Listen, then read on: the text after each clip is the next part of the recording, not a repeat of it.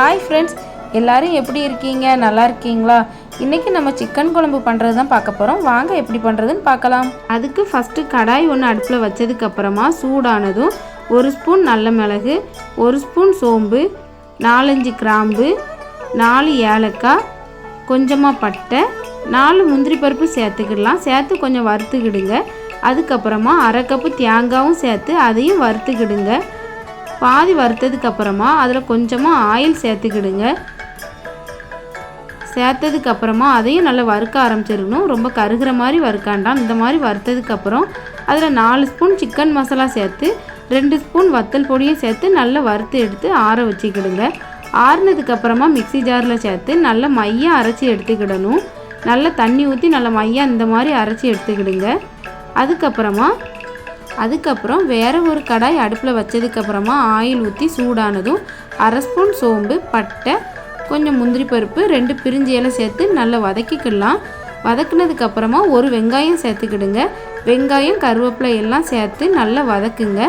வெங்காயமும் ரொம்ப கலர் மாறுற மாதிரி வதக்க வேண்டாம், லைட்டாக கலர் மாறினா போதும். இந்த மாதிரி வெங்காயமும் நல்லா வதங்கினதுக்கப்புறமா 2 ஸ்பூன் இஞ்சி பேஸ்ட்டு சேர்த்துக்கிடுங்க. இஞ்சி பேஸ்ட்டும் சேர்த்ததுக்கப்புறமா அதை நல்லா வதக்கி விடுங்க. அப்போ தான் இஞ்சி பேஸ்ட்டோட வாசனை போகும். இஞ்சி பேஸ்ட் வாசனை போனதுக்கப்புறமா 2 தக்காளி சேர்த்துக்கிடலாம். சின்ன தக்காளினா 2 தக்காளி சேர்த்துக்கிடுங்க. பெரிய தக்காளினா 1 போதும். தக்காளியும் நல்லா வதங்கினதுக்கப்புறமா சிக்கன் சேர்த்துக்கிடலாம். சிக்கன் சேர்த்து நல்லா கிளறி விட்டதுக்கப்புறமா 1/2 ஸ்பூன் வத்தல் பொடி சேர்த்துக்கிடுங்க.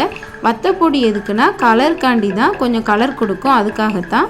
வத்தல் பொடி சேர்த்து நல்லா கிளறினதுக்கப்புறமா உப்பு எல்லாம் சேர்த்து அதை ஒரு 10 நிமிஷமாக மூடி வச்சுருங்க. தண்ணி எதுவும் சேர்க்க வேண்டாம்.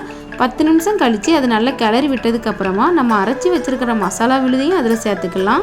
மசாலா சேர்த்ததுக்கப்புறமா நல்லா அதை மிக்ஸ் பண்ணி விடுங்க. அப்போ தான் சிக்கனில் வந்து மசாலா நல்லா பிடிக்கும், சிக்கன் நல்லா டேஸ்ட்டாக இருக்கும். அதுக்காகத்தான் ஒரு 2 நிமிஷமாவது நல்லா மிக்ஸ் பண்ணி விடுங்க. அதுக்கப்புறமா அரைச்ச மிக்ஸி ஜார்லேயே கொஞ்சம் தண்ணி ஊற்றி அந்த தண்ணியையும் சேர்த்துக்கிடலாம். அதுக்கப்புறம் தேவையான அளவு தண்ணியும் ஊற்றி கொஞ்சம் உப்பும் போட்டு நல்லா கிளறி விட்டுக்கிடுங்க. உப்பு எல்லாம் சேர்த்ததுக்கப்புறமா ஒரு மூடி வச்சு ஒரு 25 நிமிஷம் அதை கொதிக்க விட்டுருங்க. நல்லா 25 நிமிஷம் கொதிச்சுன்னா மசாலா வாசனை எல்லாம் போயிடும். நல்ல சிக்கனும் வெந்து சாஃப்டாக இருக்கும். அதுக்காகத்தான். சிக்கன் நல்லா வெந்ததுக்கப்புறமா நம்ம நறுக்கி வச்சுருக்கிற மல்லித்தலையும் சேர்த்துக்கிடலாம். மல்லித்தலை எல்லாம் சேர்த்ததுக்கப்புறமா ஒரு 10 நிமிஷம் லோ ஃப்ளேமில் வச்சு மூடி போட்டு வச்சுருங்க. 10 நிமிஷம் கழித்து இதை ஓப்பன் பண்ணி பாருங்கள். சிக்கன் குழம்பு உங்களுக்கு ரெடி ஆயிரும். 10 நிமிஷம் கழித்து பார்க்கும்போது சிக்கன் குழம்புல நம்ம சேர்த்துருக்க ஆயில் எல்லாம் தனியாக பிரிஞ்சு வந்திருக்கும். இந்த மாதிரி வந்ததுக்கப்புறமா நீங்கள் ஸ்டவ்வை ஆஃப் பண்ணிடலாம். இப்போது உங்களுக்கு குழம்பு ரெடி ஆயிடுச்சு.